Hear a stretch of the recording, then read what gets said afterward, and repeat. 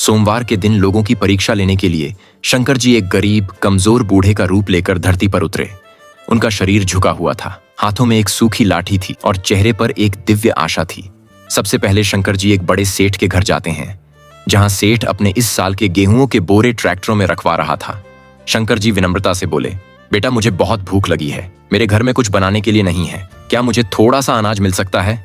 सेठ चिढ़ते हुए बोला, अरे बूढ़े, तेरे घर अनाज नहीं है तो मैं क्या करूं? मैं कोई धर्मशाला नहीं हूं, निकलो यहां से। और उसने नौकरों से कहकर शंकर जी को घर से बाहर निकलवा दिया। शंकर जी चुपचाप शांत भाव से आगे बढ़ गए। फिर शंकर जी एक बहुत बड़ी अनाज की दुकान में जाते हैं, जहां लोगों की बहुत भीड़ लगी रहती है और दुकान में बहुत सारा गेहूं और अनाज होता है। शंकर जी हाथ जोड़कर बोले, बेटा मेरा पेट बहुत दर्द कर रहा है, क्या मुझे कुछ खाने के लिए मिल सकता है? दुकानदार गुस्से से बोला, अरे बूढ़े, यहाँ कुछ भी मुफ्त में नहीं मिलता, पैसे हैं तो लो, वरना यहां से निकलो। और उसने शंकर जी का हाथ पकड़कर उन्हें दुकान से बाहर निकाल दिया। शंकर जी मुस्कुराते हुए आगे बढ़ जाते हैं।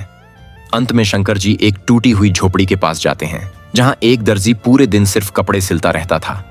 फिर भी उसके पास सिर्फ एक वक्त का ही खाना रहता था। शंकर जी ने धीरे से कहा, बेटा मैं कई दिनों से भूखा हूं, क्या मुझे कुछ खाने के लिए मिल सकता है? दर्जी ने बिना सोचे अपना एक वक्त का खाना शंकर जी को दे दिया और बोला, बाबा आप आराम से खाइए और कुछ देर मेरी झोपड़ी में आराम भी कर लीजिए। इतना सुनते ही शंकर जी अपने दिव्य रूप में प्रकट हो जाते हैं। शंकर जी दर्जी की झोपड़ी को एक सुंदर पक्के मकान में बदल देते हैं और उसका घर बहुत सारे अनाज से भर देते हैं। लेकिन अब तो फिर भी किसी ने शंकर जी के लिए लाइक और सब्सक्राइब नहीं किया।